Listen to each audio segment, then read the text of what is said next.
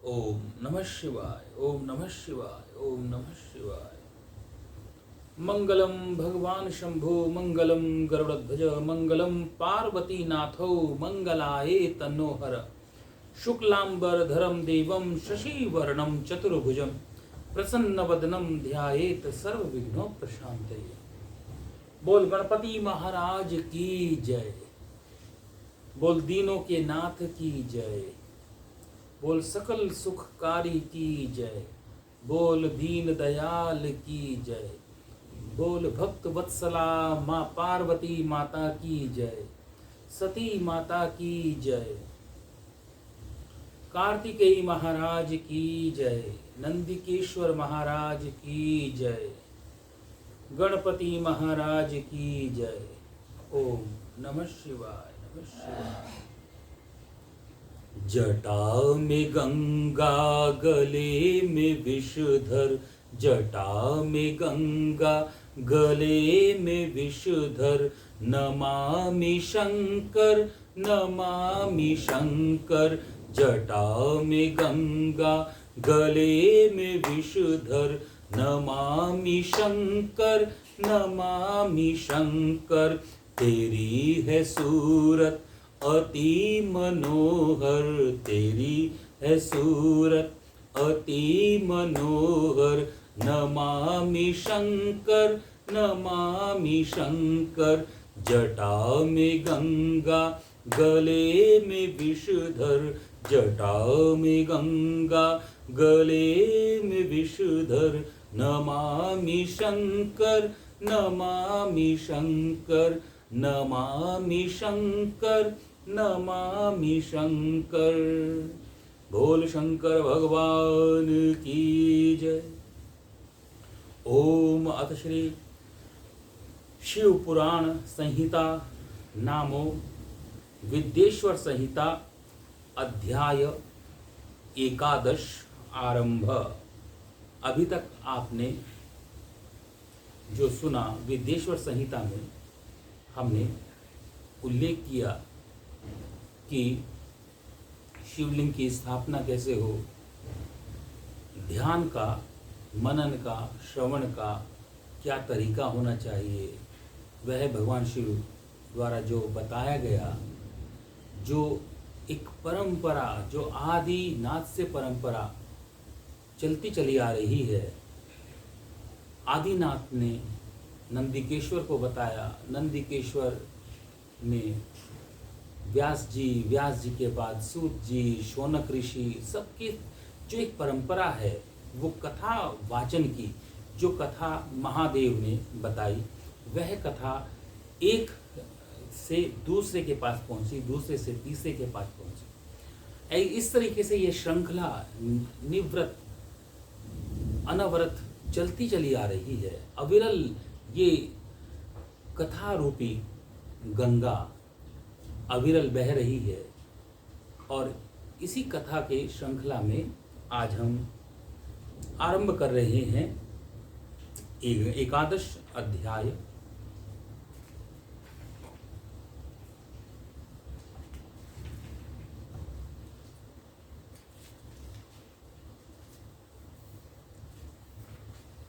बोल शंकर भगवान की जय।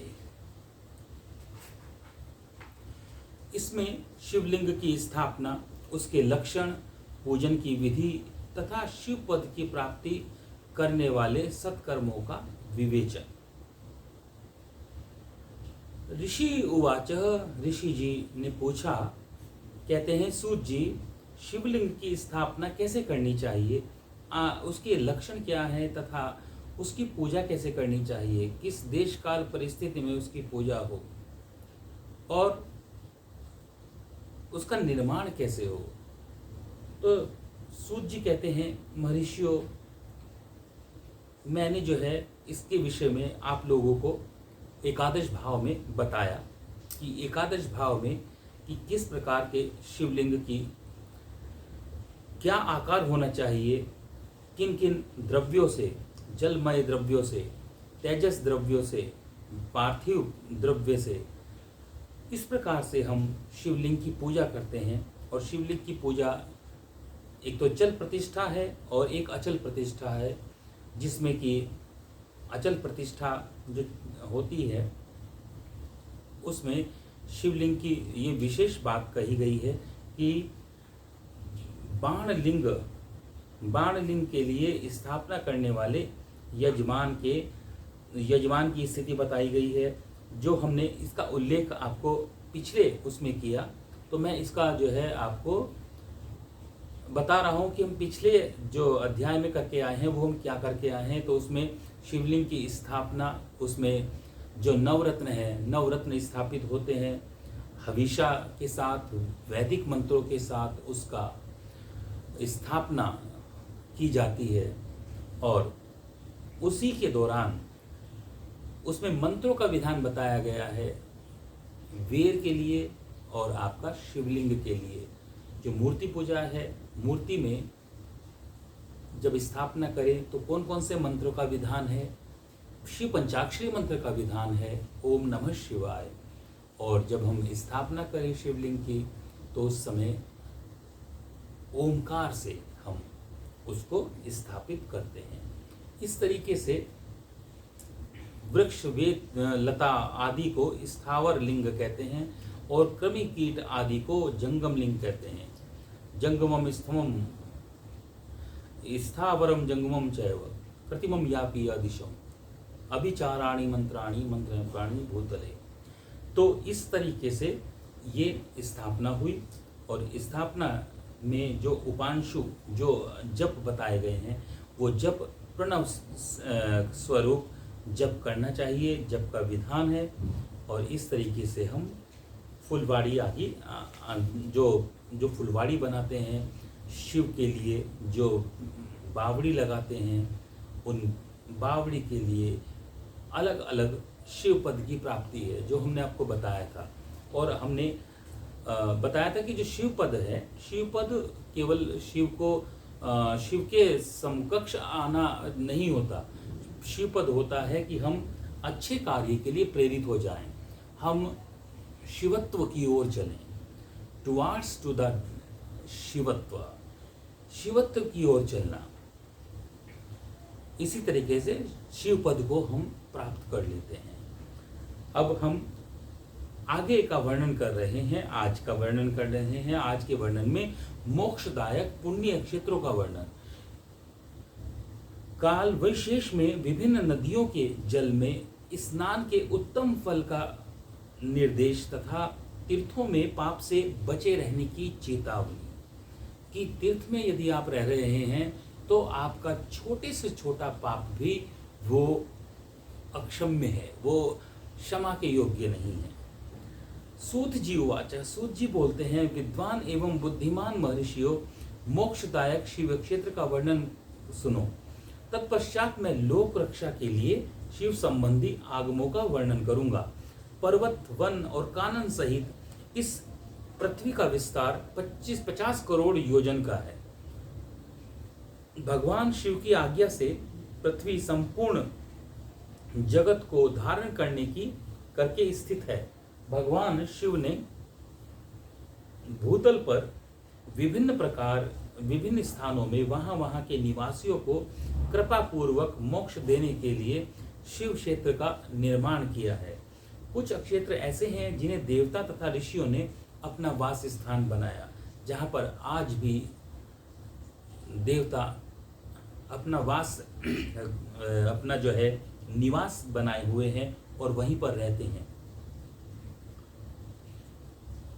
इसलिए उत्तम तीर्थत्व प्रकट हो गया तथा अन्य बहुत से तीर्थ क्षेत्र ऐसे हैं जो लोगों की रक्षा के लिए स्वयं प्रादुर्भूत हैं। तीर्थ और क्षेत्र में जाने पर मनुष्य को सदा स्नान, दान और जप आदि करना चाहिए, अन्यथा वह रोग, दरिद्रता तथा मूर्खता आदि दोषों का भागी बनता है। जो मनुष्य इस भारतवर्ष के भीतर मृत्यु को पा लेता है, वह अपने पुण्य के फल से ब्रह्मलोक में वास करके पुण्य अक्षय के पश्चात पुनः मनुष्य योनियों में जन्म लेता है। जैसा कि हमने पिछले अध्यायों में भी बताया था कि भगवान कृष्ण कहते हैं, वासांस जीर्णानि यथा विहाय नवानि गृह्णाति नरोपराणि यथा शरीराणि विहाय जीर्णा न्यन्यानि संयाति नवानि देहि। जिस प्रकार हम वस्त्रों को त्यागते हैं, मल जिसमें लग जाता है, मैले वस्त्रों को त्यागते हैं, ठीक उसी प्रकार से हमारी आत्मा एक शरीर को त्यागती है और दूसरे शरीर को धारण करती है। न जायते म्रियते वा कदाचिन्नायं भूत्वा भविता वा न भूय अजो नित्यः शाश्वतोऽयं पुराणो न हन्यते हन्यमाने शरीरे। कि जो शरीर है, जो आत्मा है, आत्मा एक शरीर को धारण करती है, दूसरे शरीर में प्रवेश करती है। यह चराचर जगत में निरंतर गतिमान है। ये आज इस शरीर को धारण किया तो ये शरीर छोड़ा और फिर दूसरे शरीर को धारण करेगी। और ये जन्म मरण से मुक्ति का उपाय जो पूछा गया, तो जन्म मरण से मुक्ति का उपाय जो महेश्वर ने बताया वह ये शिव पुराण। शिव पुराण जब हम पढ़ते हैं, सुनते हैं, वाँचते हैं, तो शिव पुराण का जो प्रभाव है, क्योंकि शिव पुराण एक ऐसी धारा है कि वह धारा मुमुक्षुत्व की तरफ जाती है। वह धारा, जैसे बताया है कि ज्ञान के दो रूप होते हैं। भगवान शिव के दो पुत्र माने गए हैं, एक ज्ञान और दूसरा वैराग्य। जहाँ पर ज्ञान आने लगता है वहाँ पर वैराग्य स्वयं आ जाता है। तो जब ज्ञान हम प्राप्त करते हैं तो हम वैराग्य की ओर होते हैं। वैराग्य मुमुक्षुत्व का कारण है, मोक्ष का कारण है। तो आगे कहते हैं, ब्राह्मणों, पुण्य क्षेत्र में पाप कर्म किया जाए तो वह भी दृढ़ हो जाता है। अतः पुण्य क्षेत्र में निवास करते समय सूक्ष्म से सूक्ष्म अथवा थोड़ा सा भी पाप ना करें। कहते हैं, क्षेत्रे पापस्य करणं दृढ़ं भवति भूसुरः पुण्य क्षेत्रे निवासे ही पापमणमपि नाचरेत। कहते हैं, सिंधु और शतद्रु नदी, शतद्रु जो आज हम जिसे सतलुज कहते हैं, शतद्रु नदी के तट पर बहुत से पुण्य क्षेत्र हैं। सरस्वती नदी परम पवित्र 60 मुखों वाली कही गई है, अर्थात उसकी 60 धाराएं हैं। विद्वान पुरुष सरस्वती के उन धाराओं के तट पर निवास करे, वह क्रमशः ब्रह्म पद को पा लेता है। हिमालय पर्वत से निकली हुई पुण्य सलीला गंगा 100 मुखों वाली है, 100 मुखों वाली नदी है। उसके तट पर काशी, प्रयाग आदि अनेक पुण्य क्षेत्र हैं। वहाँ मकर राशि के सूर्य होने पर गंगा की तटभूमि पहले से भी अधिक प्रशस्त एवं पुण्यदायक हो जाती है। शोणभद्र नदी की 10 धाराएं हैं। वह बृहस्पति के मकर राशि आने पर अत्यंत पवित्र हो जाती है।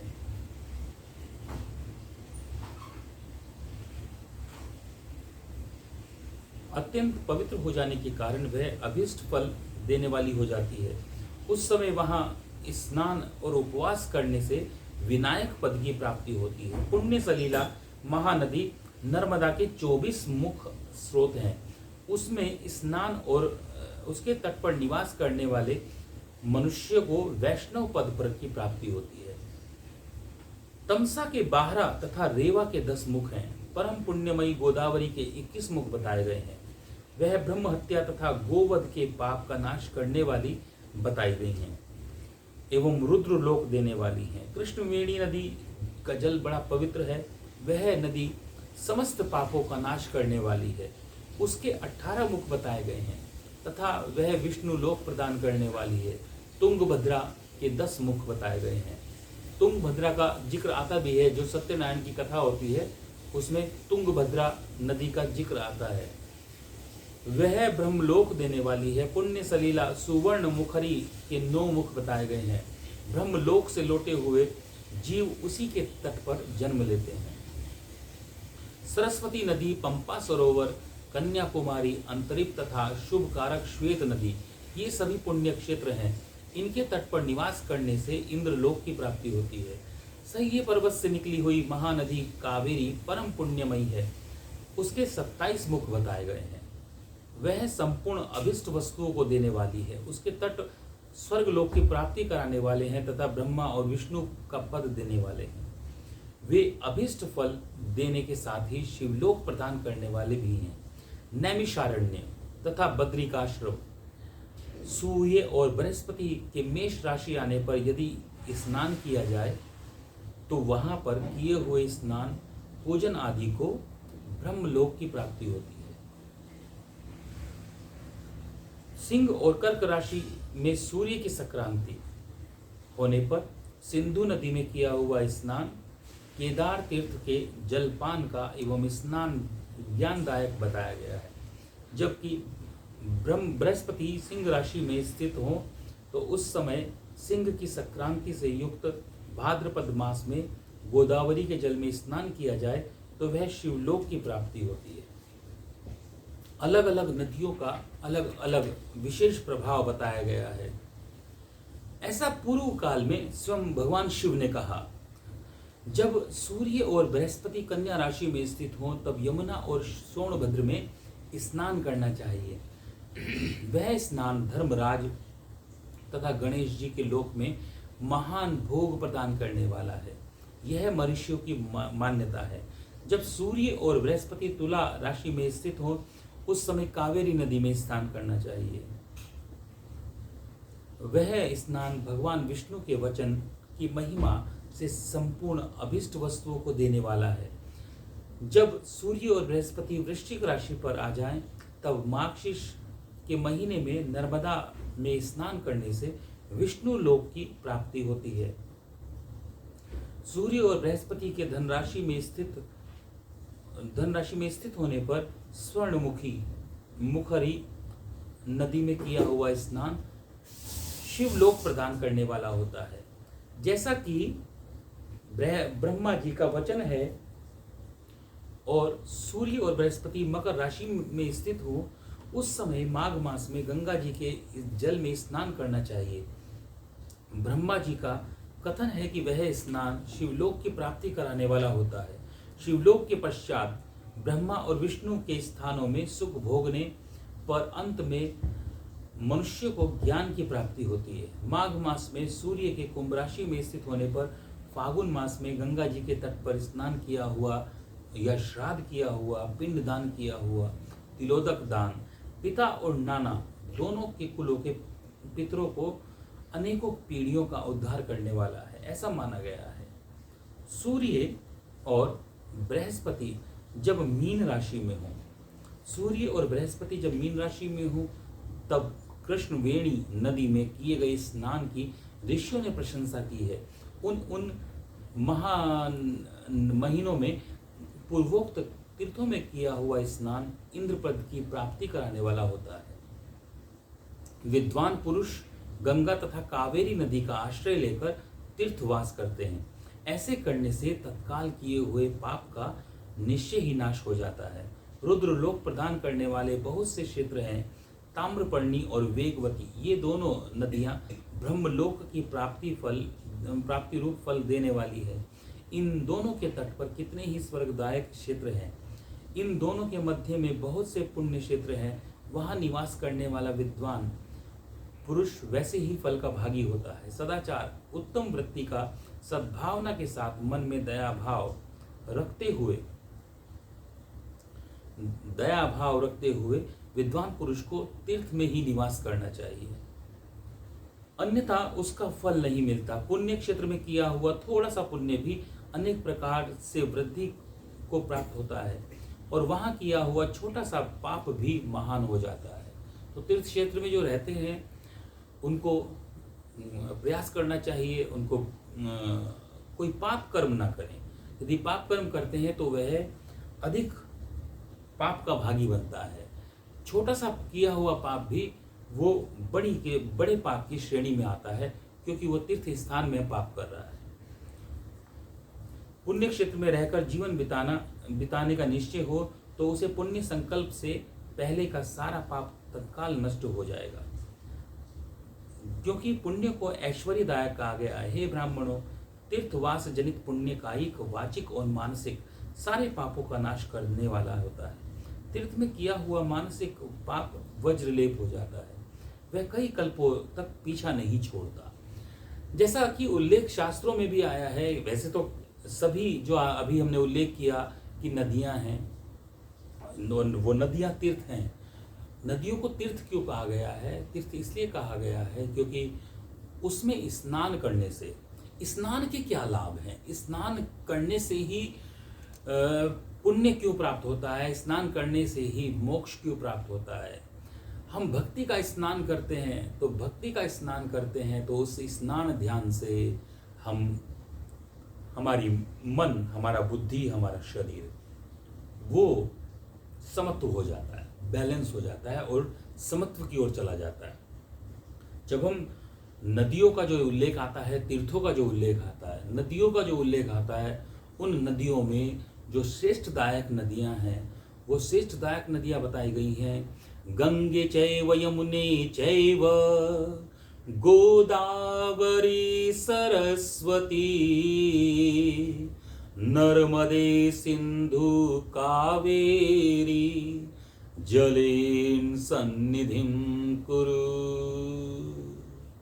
ये जो नदियां बताई गई हैं, गंगे चैव यमुने चैव गोदावरी सरस्वती नर्मदा सिंधु कावेरी, इन नदियों का जो विशेष महत्ता है, जब हम अलग अलग तिथियों के अनुसार, अलग अलग पूर्णिमा के अनुसार, जब हम इन जलों में एकादशी के अनुसार इन नदियों में जब हम स्नान करते हैं, और स्नान की क्या महत्ता है?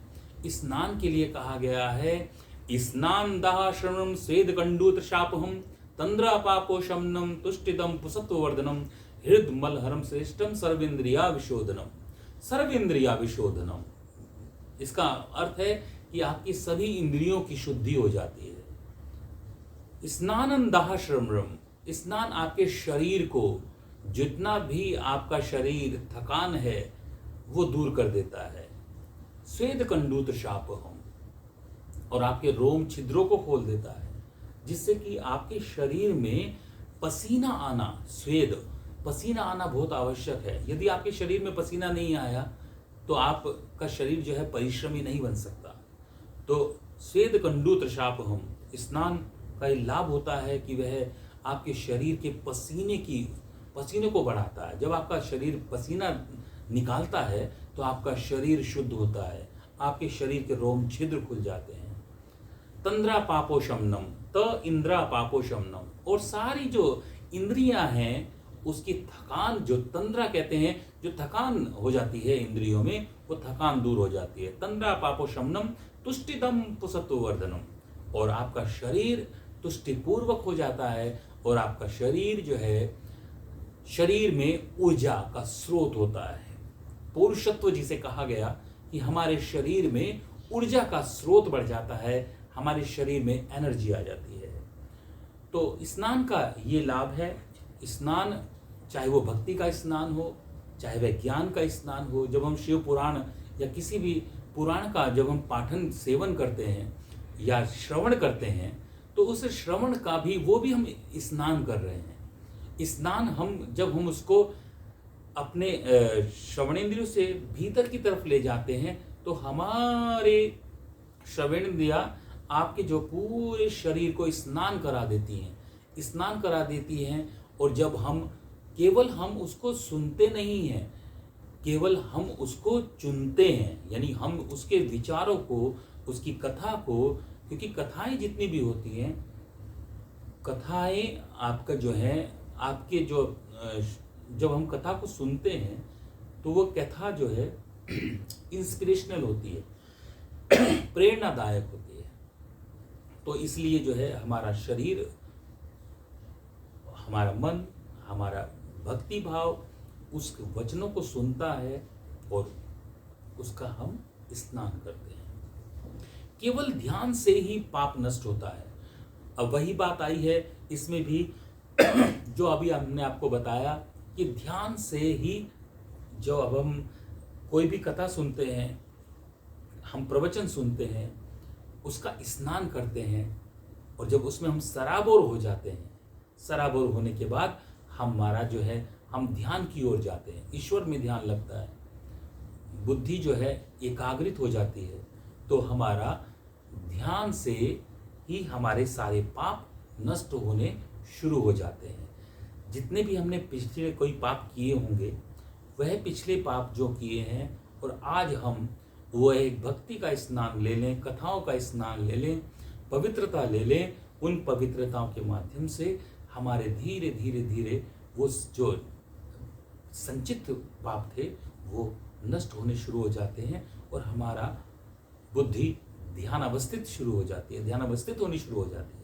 तो ध्यान से पाप नष्ट होते हैं, अन्यथा नहीं, अन्यथा हो ही नहीं सकते।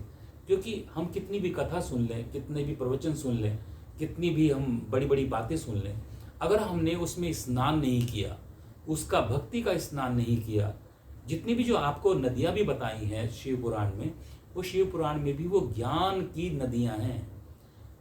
शिव पुराण में जितनी भी हमने नदी के जो स्रोत बताए हैं, चाहे वह गंगा हो, यमुना हो, कावेरी हो, वो सब ज्ञान के स्रोत हैं। हम जितना भी हम अगर बगैर ज्ञान के अगर हम उसको खाली जल समझ लें और जल से हम स्नान से सोचें कि हमारे पाप धुल जाएंगे, तो ऐसा संभव नहीं है। हमें उसको वह ज्ञान की गंगा है, ज्ञान की कावेरी है, ज्ञान की नर्मदा है। और जब हम कोई भी स्नान करते हैं तो हम संकल्पित होते हैं, और जब संकल्पित होते हैं तो हमारी इंद्रियां शांत होती हैं, इंद्रियां शांत होती हैं, मन शांत होता है, मन शांत होता है तो हमारा शरीर शांत होता है। इसी प्रकार से हमारा बुद्धि ध्यान अवस्थित होनी शुरू हो जाती है। वाचिक पाप जब से हो जाते हैं दूर, वाचिक मनसा, वाचा और कर्मणा, जैसे मैंने बताया था, मन से, वाणी से और कर्म से, 3 प्रकार से हम साधना कर सकते हैं। और 3 प्रकार से साधना होती है। तो वाचिक जो पाप है वो जब से दूर हो जाता है। कायिक पाप शरीर को सुखाने से, जैसा मैंने बताया था, लोके अस्मिन् द्विविधा पुरा प्रोक्ता मया नघ, ज्ञान योगेन सांख्यानाम और कर्म योगेन योगिना। जो कर्म योग है और सांख्य योग है, कुछ लोग ऐसे हैं कि जो बुद्धिजीवी हैं वो शास्त्रों से, पुराणों से उसको समझ लेते हैं और टुवार्ड्स टू द डेस्टिनेशन, वो अपनी डेस्टिनेशन पे, गंतव्य स्थान पर चल देते हैं। कुछ लोग ऐसे होते हैं जो कि अपने शरीर को तपाकर शरीर को कुंदन बनाते हैं, फिर शरीर के अनुसार इंद्रियों को कुंदन बनाते हैं, मन को, बुद्धि को कुंदन बनाते हैं, और फिर साधना में लीन होते हैं। तो इस प्रकार से 2 साधनाएं होती हैं। और शरीर को सुखाने से, जैसे कठोर तप नष्ट होता है, कठोर तप से, जब हम कठोर तप करते हैं तो उससे भी हमारे पाप नष्ट होते हैं। देखते हैं आप कंदराओं में, गुफाओं में जितने भी साधु संत बैठे हैं, साधुओं की महिमा है, संत बैठे हैं और वो साधना करते हैं, अपने शरीर को तपाते हैं, तो वह उससे जो है हमारे कठोर तप से पाप दूर होते हैं। अतः सुख चाहने वाले पुरुष को देवताओं की पूजा करते हैं, जिन्हें सुख की चाह होती है। कहते हैं कि हमारे जो, लेकिन हम कथनी और करनी में अंतर रखते हैं। जो साधारण पुरुष है वो कथनी और करनी में अंतर रखता है। सबसे बड़ा दोष तो यही लगता है कि हम कहते हैं नहीं मांगते धन और दौलत, और हम धन और दौलत ही प्रभु से मांग रहे हैं, ना चांदी ना सोना, और चांदी और सोना ही मांग रहे हैं। हम केवल द्रव्य के पीछे हैं। हम ये सोच रहे हैं कि आज धन हम जितना इकट्ठा कर लें, धन से सुरक्षा है। धन बहुत कुछ है, लेकिन धन सब कुछ नहीं है। तो धन उपयोग की चीज है, उसको उपयोग करना सीखें। देवताओं की पूजा करते हैं और ब्राह्मणों को दान देते हुए पाप से बचकर ही तीर्थ में निवास करना चाहिए। ब्राह्मणों को जो दान दक्षिणा देना बहुत आवश्यक है।